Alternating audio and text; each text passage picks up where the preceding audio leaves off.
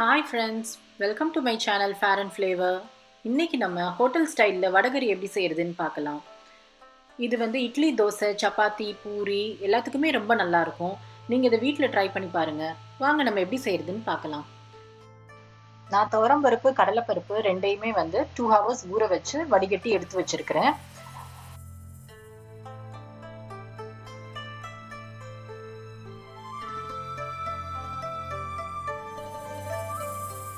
ஒரு மிக்ஸி ஜார்ல 3 காஞ்ச மிளகா,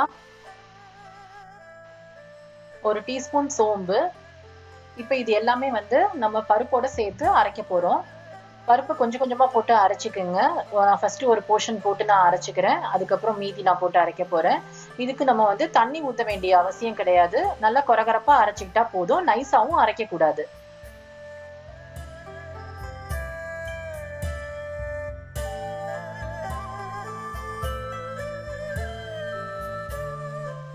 இப்போ இந்த அரைச்ச மாவோட தேவையான அளவு உப்பு போட்டு நல்லா மிக்ஸ் பண்ணி கலந்து வச்சுக்கோங்க. இப்போ ஒரு தோசைக்கல்லில் 2 டீஸ்பூன் எண்ணெய் விட்டுக்கலாம். இந்த கலந்து வச்சிருந்த வடை மாவு இருக்கு இல்லையா, அதை நம்ம அடைக்கு எப்படி தட்டுவோமோ அது மாதிரி எடுத்து தட்டிக்கலாம். ஒரு கொஞ்சமா எடுத்துக்கிறேன். எடுத்துட்டு நான் அந்த தோசைக்கல்ல நல்லா தட்டிடுறேன். இது ரொம்ப மெலிசாலாம் தட்ட வராது, ஓரளவுக்கு கனமா தான் இருக்கும்.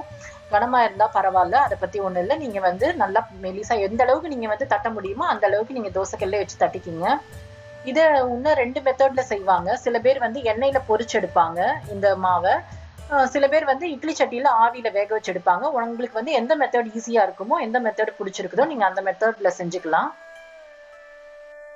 இந்த அடமாவு இந்த அளவுக்கு வெந்தா போதும். ரொம்ப நேரம் நம்ம கோல்டன் ப்ரௌன் கலருக்கு வரணுங்கிற அவசியம் கிடையாது.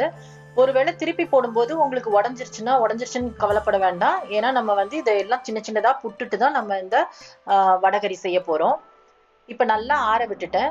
ஆற விட்டதும் கொஞ்சம் பெரிய பெரிய பீஸா புட்டு வச்சுக்கோங்க. ரொம்ப சின்ன சின்னதா போடணுங்கிற அவசியம் கிடையாது.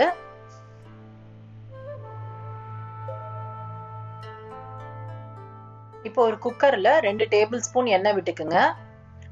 எண்ணெய் நல்லா காஞ்சதும் அதுல 2 பிரிஞ்சி இலை, ஒரு பட்டை, 4 ஏலக்காய், கொஞ்சமா கல்பாசி,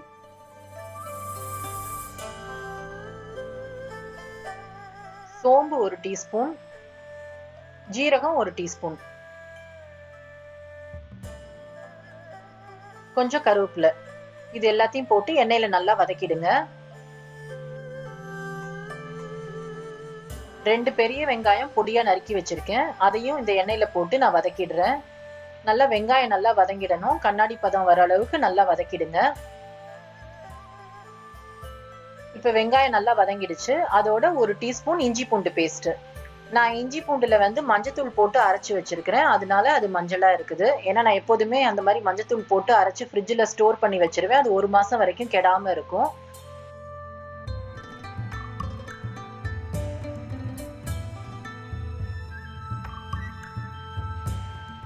இப்ப வெங்காயமும் இஞ்சி பூண்டு பேஸ்ட்டும் அரைஞ்சதும் 3 தக்காளி, நல்லா பெரிய தக்காளியா நான் மிக்சியில அரைச்சு வச்சிருக்கேன். அதையும் இதோட சேர்ந்து நான் வதக்க போறேன். இந்த வெங்காயம், இஞ்சி பூண்டு பேஸ்ட், தக்காளி எல்லாம் நல்லா வதக்கிடுங்க. உங்களுக்கு எண்ணெய் தேவைப்பட்டுச்சுன்னா கூட நீங்க ஒரு 2 டீஸ்பூன் எண்ணெய் எக்ஸ்ட்ரா ஊத்திக்கிங்க. இது நல்லா டேஸ்டா இருக்கும். எண்ணெய் ஊத்தி நம்ம இன்னும் கொஞ்சம் எக்ஸ்ட்ரா ஊத்தி செஞ்சோம்னா நல்லா டேஸ்டா இருக்கும். மஞ்சத்தூள் ஒரு 1/2 டீஸ்பூன் சேர்த்துக்கிறேன். அதோட இப்போ குழம்பு மிளகாய் தூள் ஒரு 2 டீஸ்பூன் போட்டுக்கிறேன். உங்ககிட்ட குழம்பு மிளகாய் தூள் இல்லைன்னா நீங்க மிளகாத்தூள், மல்லித்தூள் தனித்தனியா அரைச்சு வச்சிருப்பீங்க இல்லையா, நீங்க அதை கூட சேர்த்துக்கலாம். இதோட நான் காஷ்மீரி சில்லி பவுடர் கலருக்காக 1 டீஸ்பூன் சேர்த்துக்கிறேன்.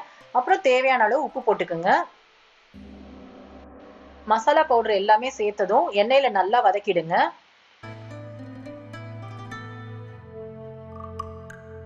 இந்த வடகறி செய்யறதுக்கு நம்ம 5 டம்ளர் தண்ணி ஊத்த போறோம்.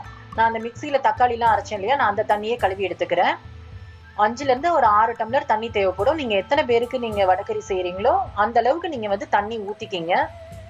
இப்போ தண்ணி நல்லா தளதளன்னு கொதிச்சிருச்சு. இந்த அளவுக்கு கொதிச்சதும் நம்ம அந்த வடை போட்டு வச்சிருந்தோம் இல்லையா, அதெல்லாம் இதுல சேர்த்துக்க போறோம்.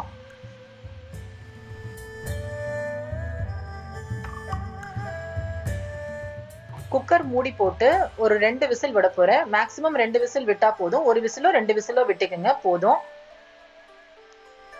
இப்ப 2 விசில் ஆயிடுச்சு, பிரஷர் எல்லாம் அடங்கிருச்சு. இப்போ ஓபன் பண்ணி பார்க்கலாம் எப்படி இருக்குன்னு. பாருங்க, எண்ணெயெல்லாம் நல்லா பிரிஞ்சு வடகறி ரெடி ஆயிடுச்சு நமக்கு. ரொம்பவும் கரைஞ்சிருக்காது, அங்கங்க கொஞ்சம் கட்டி கட்டியாவும் இருக்கும். அப்பதான் நல்லா இருக்கும் டேஸ்ட் நமக்கு. இது இப்ப தண்ணியா இருக்கேன்னு நினைக்காதீங்க, ஏன்னா இது ஆறிடுச்சுன்னா இன்னும் கெட்டி ஆயிடும். நறுக்கி வச்சிருந்த கொத்தமல்லி புதினாவை அதுல தூவிக்கிங்க. உங்களுக்கு புதினா தேவைப்பட்டுச்சுன்னா சேர்த்துக்கங்க, இல்லைன்னா கொத்தமல்லி மட்டும் சேர்த்துக்கலாம். இப்ப நம்ம வடகறியை ஒரு கொதி விட்டு இறக்கிடுறேன். நல்லா கெட்டியா நல்லா வந்துடுச்சு. இது இட்லி, தோசை, சப்பாத்தி, பூரி, இடியாப்பம் எல்லாத்துக்குமே ரொம்ப டேஸ்டா இருக்கும். நீங்களும் வீட்ல ட்ரை பண்ணி பாருங்க. ட்ரை பண்ணி பார்த்துட்டு எப்படி இருந்ததுன்னு எனக்கு கமெண்ட் பண்ணுங்க, லைக் பண்ணுங்க, சப்ஸ்கிரைப் பண்ணுங்க. தேங்க்யூ ஃபார் வாட்சிங். பாய்.